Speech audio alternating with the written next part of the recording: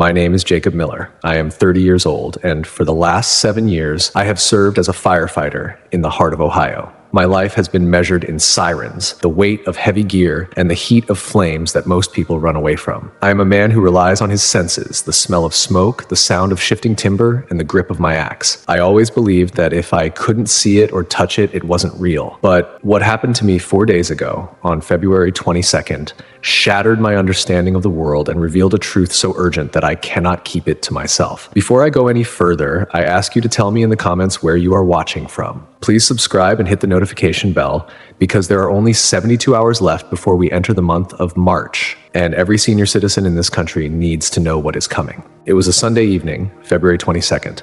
We were called to a multi-alarm fire at an old textile warehouse. The smoke was a thick, oily black that swallowed our flashlights. I was deep inside the structure, searching for a missing night watchman, when the world turned upside down. There was no warning, just a sudden, deafening groan of steel, and the floor above me gave way. Thousands of pounds of brick and burning wood came crashing down. I felt a sharp, crushing weight on my chest. The heat of the fire intensified for a split second.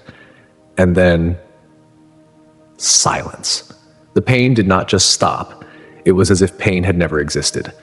One moment I was gasping for air beneath a mountain of debris, smelling the acrid stench of burning chemicals, and the next I was standing in an atmosphere that felt like pure, liquid peace. I looked down at my hands, expecting to see the soot-stained gloves of my turnout gear, but I was unburdened. The heavy oxygen tank, the helmet, the mask, it was all gone. I felt lighter than I had ever felt in my 30 years on Earth. I was standing in a place where the light didn't come from a sun or a lamp. The light seemed to breathe out of everything. It was a golden, living radiance that felt like a physical embrace. Then, I saw him. He was walking toward me through a shimmering mist that felt like the morning dew in a quiet forest. I want to be honest about how I felt. I was absolutely terrified. Yet at the same time, I felt like a child who had finally found his way home after being lost in the woods for a lifetime. My heart, which had been crushed by steel only moments before, now beat with a rhythm that matched the very ground I stood on. As he drew closer, the sheer power of his presence made my knees weak. I am a firefighter. I have stood in front of collapsing buildings and faced walls of fire without flinching, but standing before Jesus Christ, I felt a holy trembling that shook my very soul. His eyes were what changed me forever. They were not just eyes, they were deep wells of ancient wisdom, and a love so fierce it felt like it could burn through any lie I had ever told myself. He didn't look at me with judgment or a list of my failures. He looked at me with a profound recognition, as if he had been waiting for this exact moment since the day I was born. When he spoke, his voice was not like a human voice. It had the weight of a mountain and the gentleness of a whisper. It was a sound that filled the entire universe, and yet felt like it was intended only for my ears. "Jacob," he said. Hearing him say my name was like hearing music for the first time. "You have spent your young life rushing into burning buildings to save those who are trapped. You understand what it means to put your life on the line for others. That is why I have brought you here. I am not calling the young to lead this charge, for they are busy building their own houses. I am calling those who have already seen the seasons turn. I am calling my seasoned warriors who think their fire has gone out." I tried to speak, but the words felt clumsy in such a perfect place. "Lord," I finally whispered, "I'm just a guy from Ohio. I don't know anything about preaching or leading. Why show this to me?" He smiled, and in that smile, I saw the history of the world and the future of our nation. The humble see what the proud overlook. I am about to move in a way that will startle the earth, and it begins with the world is cast aside. "Look, Jacob, look at what begins on March 8th. Suddenly, the golden light around us shifted. It was like I was looking through a high-definition lens that spanned the entire United States. I could see the spiritual temperature of every city, every town, and every rural road. Most places looked gray or dim, covered in a fog of worry and distraction. But then, as the calendar in this vision turned to March 8th, I saw little sparks of white fire beginning to pop up everywhere. The vision centered on a small, weathered farmhouse in Iowa. I saw an 81-year-old man named Robert. He was sitting on the edge of his bed, his hands gnarled by decades of farming. his knees clicking with every small movement. He looked tired, the kind of tired that comes from burying a wife and watching your children move to big cities. But as the sun began to rise on March 8th, a pulse of energy hit that house. It wasn't a physical bolt of lightning, but a wave of glory. Robert's eyes suddenly cleared. I watched as he stood up, his back cracking into a straight line. The chronic pain that had been his constant companion for 20 years simply evaporated. He didn't just feel better, he felt vital. He didn't go to the kitchen for coffee. Instead, he dropped to his knees on the wooden floor. As he began to pray, I saw a column of light erupt from his roof and shoot into the atmosphere. Robert is not just a retired farmer, Jesus told me. On March 8th, I am restoring his strength because he is one of my hidden generals. His prayers will hold back a spiritual storm that is gathering over the Midwest. He thinks his work is done, but his greatest harvest is just beginning. The vision moved rapidly now. I saw a retired nurse in a small town in Maine. She was 79, living in a quiet apartment filled with books. On the morning of March 8th, she felt a heat in her chest that she hadn't felt in 40 years. It was the fire of intercession. She began to walk her hallway, calling out the names of the children in her neighborhood. With every name she spoke, I saw a dark shadow flee from a bedroom window down the street. She was clearing the air of depression and fear without ever leaving her front door. I saw a man in Texas, a former mechanic named Harold, who was 84. He was at a local diner on March 8th, sitting in his usual booth. Suddenly, the atmosphere in that diner changed. The air became thick with the presence of God. Harold looked at the young waitress, a girl who was secretly planning to walk away from everything that night. Harold reached out, took her hand, and spoke a single sentence of encouragement that was so filled with divine authority it broke the chains of her heart right there by the coffee pot. On March 8th, Jesus said, his voice echoing through the vision, I am removing the heaviness from the hearts of my elderly. I am taking away the spirit of slumber and replacing it with the spirit of power. They have been told they are a burden, but I tell them they are the anchor. While the world watches the screens, my seniors will be watching the heavens. This is the first wave of the activation. I saw thousands of seniors across the map beginning to glow. It looked like a map of the stars, but it was on the earth. I saw grandfathers in Oregon, grandmothers in Florida, and retired teachers in Kansas, all waking up at the same hour on March 8th with a sudden, unshakable urge to pray. They weren't praying for their own comfort. They were praying for the soul of the nation. I saw a retired judge in Georgia who had been feeling useless. On March 8th, he was given a vision of the corruption in his city, and he began to decree justice with a voice that sounded like thunder in the spirit realm. Why the seniors, Lord? I asked, watching this incredible display of light. Because they have the one thing the young lack, he replied. They have time, and they have the scars of experience.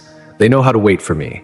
They aren't trying to build a career or a name for themselves. They are ready for my kingdom. On March 8th, I will prove that the glory of the latter house shall be greater than the former. The wisdom of the aged is the terror of the enemy. I watched as a woman in a nursing home in Arizona who hadn't spoken more than 10 words a day for years suddenly sat up in her wheelchair on March 8th. She began to sing an old hymn, but her voice had a frequency that caused the nurses to stop in their tracks. People in the rooms nearby who were agitated and restless suddenly fell into a deep, peaceful sleep. She was releasing the peace of heaven into a place of transition. The vision began to expand even further, showing me that March 8th isn't just a day of feeling good, it's a day of re-enlistment. I saw spiritual scrolls being handed out by angels to these men and women. Each scroll contained a specific assignment for their community. Some were assigned to pray for the local schools, others for the government, and others for the healing of broken families. They were being given the keys to their cities, not because they had money or power, but because they had faithfulness. I saw a group of 3 retired men in a small town in Ohio, my home state. They were sitting on a park bench on March 8th. As they talked, a silver mist began to swirl around their feet. They didn't see it with their physical eyes, but they felt the weight of it. They stopped talking about sports and started talking about the Lord. One of them, a man who had been a quiet believer all his life, suddenly spoke a prophecy about a coming flood in their town. Because of his warning, the town was able to prepare, and not a single life was lost. "This is just the beginning, Jacob," Jesus said, as the light of March 8th reached its peak. The activation is a process of waking up the sleeping giant of the church, the elders. They are the ones who will lead the way through the gates of March. As the light of March 8th began to settle into a steady, glowing hum in the vision, the scenery shifted again. The sensation was like being in a fast-moving elevator that didn't just move through floors, but through the very fabric of time. Jesus remained beside me, his presence a constant source of strength that kept me from being overwhelmed by the sheer scale of what I was seeing. The atmosphere grew more intense, shifting from a warm gold to a deep, piercing violet. "The awakening of the body is only the first step, Jacob," he said, and his voice seemed to ripple through the air like a stone dropped into a still pond. "Once they are awake and their strength is restored, I will give them sight. On March 14th, the veil that covers the eyes of my people will be torn away for the elderly. They will see the world not as it appears to the physical eye, but as it truly is in the spirit." The vision settled on a high-rise apartment building in downtown Chicago. It was midnight on March 14th. I saw a woman named Margaret, 74 years old, sitting in her armchair. She had been a librarian for 40 years, a woman of quiet words and steady habits. In the physical world, she was just a senior living alone in a vast city. But in the vision, her living room was pulsating with a soft, rhythmic light. Suddenly, the walls of her apartment seemed to become as clear as glass. She wasn't just looking at the bricks and mortar of the neighboring buildings. She was looking through them. I watched as Margaret's gaze fixed on an apartment 3 floors down and across the street. Inside, I saw a young woman sitting at a kitchen table, her head in her hands, a bottle of pills sitting in front of her. The air in that room was thick with a gray, suffocating mist, the spirit of despair. Margaret didn't panic. She didn't call for help in the way the world does. Instead, she stood up and stretched out her hand toward that building. I saw a beam of pure white light shoot from Margaret's hand, cutting through the gray mist in the other apartment like a hot knife through wax. As she began to pray, the light grew brighter, and the young woman in the other building suddenly looked up, as if she had heard a voice calling her name. She reached out, pushed the bottle away, and began to weep. Margaret never left her chair, but she had just fought a battle in a dimension most people don't even believe exists. "On March 14th, Jesus whispered, "I am granting my seasoned saints the gift of discernment. They will see the heaviness that rests on the shoulders of the young. They will see the traps the enemy has set in the dark. While the world is blinded by the noise of the day, these women and men will see the silent cries for help and answer them with the power of my spirit." The vision shifted to a quiet suburb in Ohio. I saw a grandfather named Thomas, 77, watching his teenage grandson play a video game. To anyone else, it was just a kid playing a game. But on March 14th, Thomas saw more. He saw the digital strings of addiction and confusion wrapping around the boy's mind, pulling him away from reality. Thomas didn't argue or yell. He simply walked over and placed a hand on the boy's shoulder. I saw a surge of light pass from the grandfather to the grandson. The boy suddenly felt a wave of clarity, a desire to put the controller down and go outside, to speak to his family, to breathe real air. The fog over his mind just melted away. I saw this happening in libraries, in grocery stores, and in parks all across the country on March 14th. An elderly man at a bus stop would look at a stranger and see the black marks of a hidden illness or a secret sin, not to judge them, but to pray for their healing. I saw a retired teacher named Barbara sitting in a park in Denver. As she watched a group of college students debating nearby, she could see the shadows of false ideas and lies that were clouding their judgment. She began to whisper the truth of the word, and I watched as the students' conversation suddenly shifted. Their anger faded, replaced by a strange new curiosity about the things of God. "This is the spiritual X-ray," Jesus said. "I am giving my elders the ability to see beneath the surface. They will know who is hurting, who is lying, and who is searching. They will be my undercover agents of light in a world that has lost its way." The intensity of the vision shifted again, moving toward March 21st. The colors changed from violet to a deep, burning orange, like the sky just before a great storm. The air felt charged with a different kind of energy, not just peace or sight, but authority. It felt like the moments before a massive fire department response, when every engine is idling and every person is ready for the call.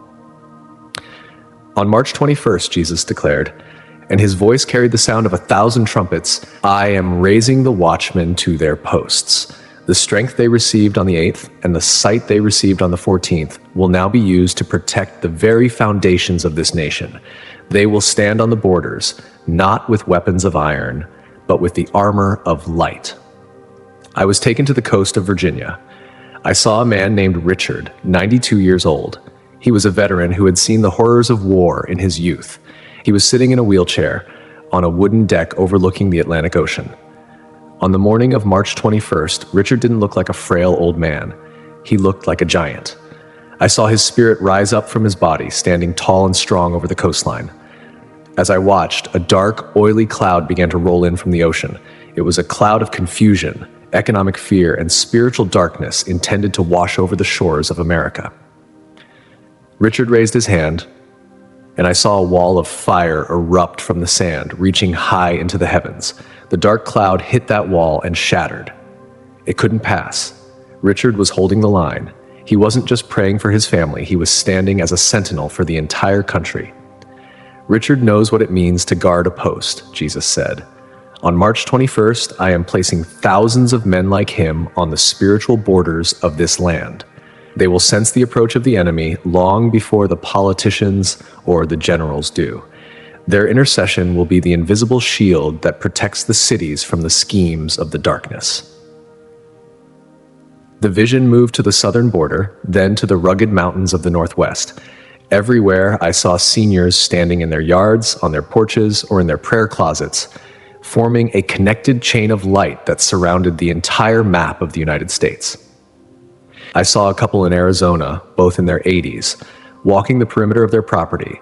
With every step they took, they were staking the ground for the kingdom. I saw spiritual no-fly zones being established over entire counties because a small group of seniors had gathered to decree that the enemy had no authority there. On March 21st, I saw a grandmother in a nursing home in Montana. She was lying in bed, but her spirit was traveling. She was visiting the schools in her district, standing at the doors in the spirit realm. I saw dark influences trying to enter the minds of the children through the books and the screens, but they were blocked by her presence. She was a gatekeeper, a protector of the next generation. They are the hidden artillery, Jesus told me. The world looks at a nursing home and sees a place of waiting. I look at it and see a fortress. On March 21st, the prayers of these weak ones will be more effective than the most advanced defense systems. They will dismantle the plans of the enemy before they can even be whispered in the dark rooms of power. I saw a retired police officer in Detroit, a man named Samuel, who was 79. On March 21st, he felt a pull to go to a specific street corner that had been a place of violence for years. He didn't bring a badge or a gun. He just stood there and began to hum an old hymn. I saw the territorial spirits of that neighborhood, dark, jagged things that thrived on anger, recoil as if they were being burned. The atmosphere on that corner cleared, and for the first time in years, the people living there felt a sense of safety. Samuel was reclaiming the territory, one block at a time. Why is this happening now, Lord? I asked, looking at the glowing chain of seniors protecting the nation. Because the hour is late, Jacob, he replied, and a touch of divine sorrow entered his voice. The young are caught in the web of the world's distractions. They are fighting shadows with shadows. But the elders know the true source of power. They have the patience to stand watch. They have the endurance to stay on their knees until the breakthrough comes. On March 21st, I am giving the keys of the nation's security back to the ones who know how to use them. I saw a vision of a group of grandfathers in a small town in Texas. They were meeting for coffee at a local shop, as they did every morning. But on March 21st, the conversation didn't turn to politics or the weather. A heavy, holy silence fell over them. They began to pray for the leaders of the nation, and as they did, I saw veils falling off the eyes of men in Washington, D.C. I saw a leader who was about to make a disastrous decision suddenly stop, gripped by an inexplicable feeling that he was going the wrong way. He changed his mind because 5 old men in a Texas coffee shop had decided to stand as watchmen. The vision began to pulse with a rhythmic beat, like a giant heart. I could see that the activation of the 8th, the sight of the 14th, and the watchman's authority of the 21st were all building towards something even more massive. The spiritual temperature of the country was rising, and the darkness was beginning to retreat to the edges. This is the restoration of the elders, Jesus said. They are being moved from the sidelines to the front lines. They are not the past of this nation. They are the guardians of its future. Tell them, Jacob, tell them to get their robes of light ready. Tell them to take their positions. The colors in the vision began to swirl together, moving from the fiery orange of the watchman into a soft, glowing emerald green that felt like the first day of spring. The air in this heavenly place smelled like rain on warm earth and lilies in full bloom. I felt a surge of hope that was so strong it made me want to run through the streets of every city I saw below. Jesus looked at me, and I saw a twinkle in his eyes, a divine joy that seemed to celebrate the victory before it had even fully manifested on the earth. "Now, Jacob," he said, his voice vibrating with a sweet, resonant power, "look at what happens on March 27th. This is the day of the great reversal. For decades, the world has told the elderly that their wisdom is outdated, that their voices are too slow for the modern world, and that they should step aside for the new and the fast. But on March 27th, I am turning the tables. I am making the obsolete voices the only ones that carry the weight of truth." I was taken to a small, dusty grocery store in a quiet town in Tennessee. The morning sun was streaming through the front windows, highlighting the dust motes dancing in the air. I saw a woman named Dorothy, 82 years old, standing in the checkout line. She was wearing a simple floral dress and a cardigan, her silver hair neatly pinned back. She looked like anyone's grandmother, unassuming and gentle. But as the clock struck 10 a.m. on March 27th, I saw a golden glow settle over her like a heavy, invisible cloak. Standing behind her was a man in his late 40s, dressed in an expensive suit, his face a mask of stress and hidden rage. He was tapping his foot, looking at his watch, clearly annoyed by the slow pace of the elderly woman in front of him. But as Dorothy turned around, her eyes weren't just the eyes of an old woman. They were like piercing lamps of light. She didn't look at his suit or his watch. She looked directly into his soul. She reached out and placed a small, wrinkled hand on his forearm. In that moment, the vision expanded, and I saw what she was seeing. I saw the man's home, the divorce papers sitting on his mahogany desk, the empty bottle of whiskey in his trash can, and the dark, heavy rope of suicidal thoughts that had been tightening around his neck for weeks. Dorothy didn't say, "I'm sorry for you." She didn't offer a platitude. She leaned in and whispered, "The Lord says, you are looking for the exit, but he has already opened the door to a new room. Go home and look inside the old Bible your mother gave you. There is a letter inside from your father, written 40 years ago, that answers the question you're asking today. Don't let the shadow win, son. The light is much stronger." I watched as the man's knees buckled. He leaned against the magazine rack, gasping for air as if he had been underwater for a lifetime. The anger vanished, replaced by a raw, holy weeping. Dorothy didn't look surprised.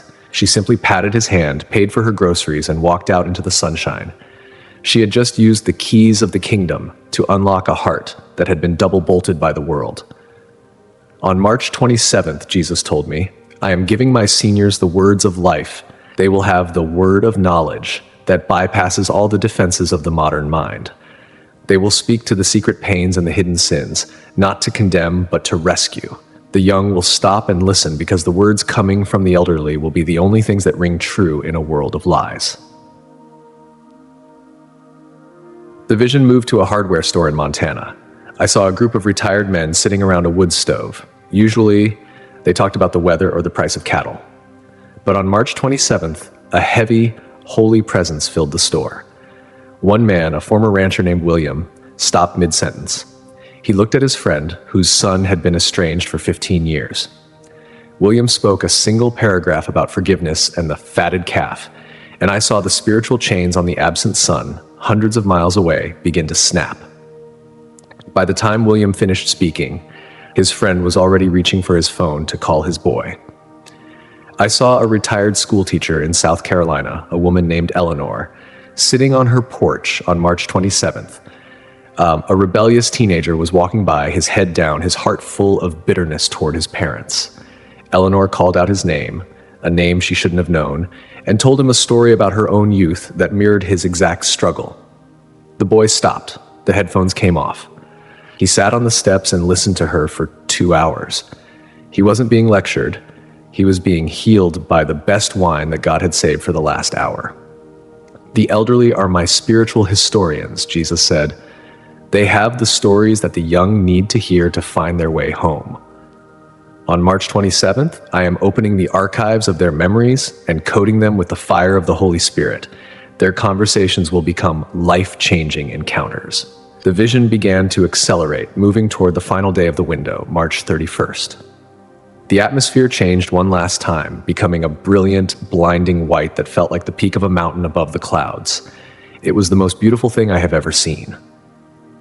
I saw the entire map of the United States again, but it was no longer covered in gray fog. It was crisscrossed with millions of lines of light, all connecting back to the homes, the hospital rooms, and the gardens where the seniors were praying. On March 31st, Jesus declared, and his voice felt like the rushing of a mighty waterfall, "I will place the final seal on this window. I am granting a mantle of light to those who have participated in this fast of the Spirit. They will not just have moments of power, they will become living sanctuaries. My presence will rest upon them so heavily that they will change the atmosphere of every room they enter for the rest of their days."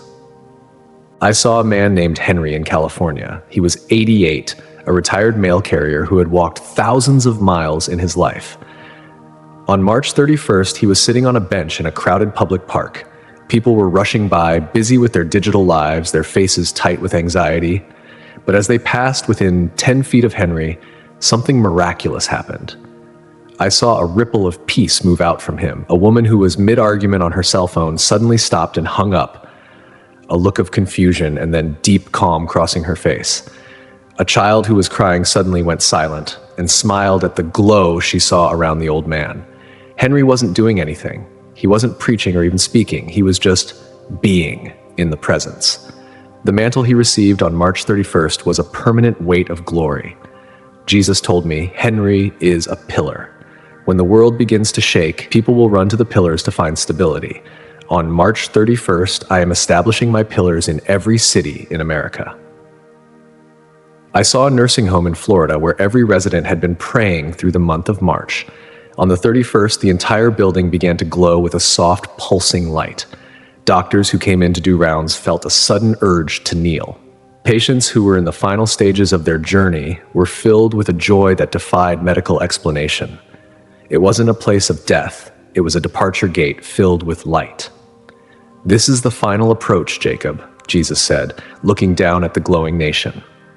"The world thinks the elderly are moving toward the sunset, but I am showing you that they are moving toward the sunrise. Between March 8th and March 31st, I am preparing the leaders of the great harvest. They will be the ones who hold the hands of the young when the world turns dark. They will be the ones who know the way through the storm because they have walked with me for 70, 80, or 90 years." I felt him beginning to pull me back toward my body. The white light of the vision started to fade into the familiar darkness of the physical world, but I could still hear his voice, clear and urgent. "Tell them, Jacob, tell them that March is their month. Mirrors, tell them to set aside the distractions and the worries of the flesh. Tell them to prepare for takeoff.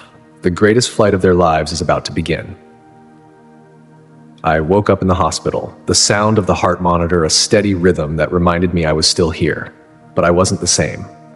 I spent 2 days in total silence, just weeping at the beauty of what I had seen. I looked at the nurses, especially the older ones, with a new kind of reverence. I saw the potential fire in every gray-haired person I passed in the hallway. As I share this with you now, I am standing on the edge of a new reality. We have only 72 hours until the month of March begins. Remember, February has 28 days this year, and time is moving faster than we realize. This is not a dream, it is a summons.